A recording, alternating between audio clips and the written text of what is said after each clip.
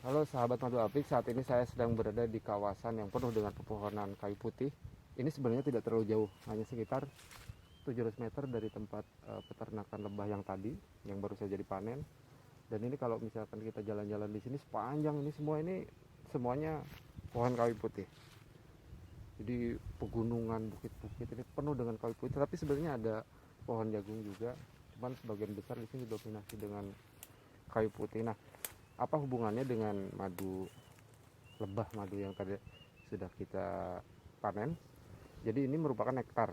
Si lebah-lebah yang tadi di sana itu mereka pergi ke sini, ke perkebunan kayu putih ini, kemudian mereka mengambil nektarnya dan kemudian mereka kembali lagi ke sana, sehingga madu yang kita produksi, kita panen itu merupakan madu yang variannya adalah dengan nektar kayu putih. Sebagaimana Anda ketahui bahwa madu memang ada berbagai macam varian madu, ada yang dari kerandu, ada yang kelengkeng. Nah, di sini khasnya adalah menggunakan kayu putih. Jadi nektar kayu putih begitu.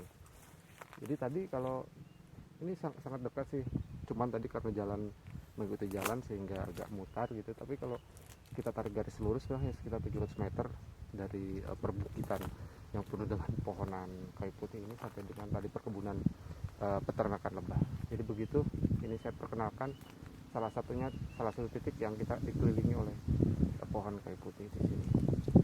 Jadi begitu sahabat Manobi. Sekian.